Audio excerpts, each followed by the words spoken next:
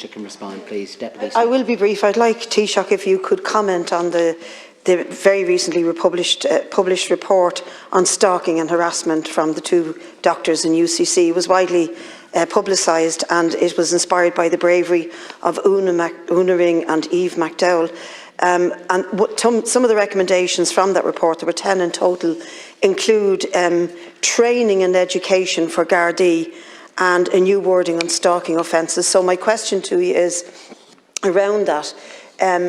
Do we have a plan to train and educate Gardaí on the question of stalking and harassment? As late as last week, I met a woman who works in Dublin 8 and has been seriously stalked and frightened and threatened, and every time she goes to the Gardaí, she feels it's a case of #I do not believe her, because they ignore her and tell her she's imagining things, and this is a really serious problem.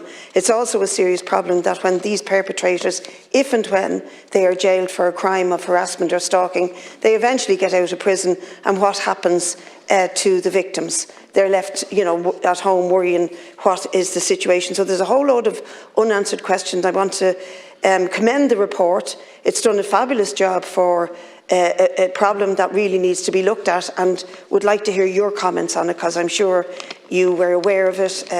Probably your department has looked at it, if not the Department of Justice must have done, and those questions around training for Gardaí, and when will we have legislation around stalking? In terms of the wider issues that were raised on domestic, sexual and gender-based violence, last June the government launched a new strategy to combat domestic, sexual and gender-based violence. It's an ambitious 5-year programme of reform aimed at achieving a society which does not accept DSGBV or the attitudes which underpin it. A €363 million strategy and the accompanying implementation plan contains 144 detailed actions for implementation.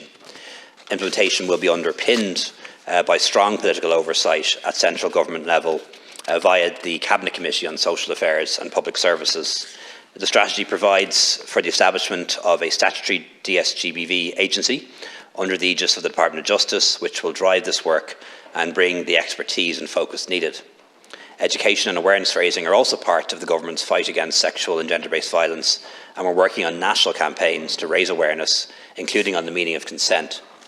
Some of the main actions under the strategy include doubling the number of refuge spaces available in Ireland, which I mentioned earlier, national sexual violence and national domestic violence prevalence studies to be conducted at 5-year intervals, new legislation on the introduction of a specific offence of non-fatal strangulation and a specific offence of stalking, which was referred to by, I think it was Deputy Smith earlier on.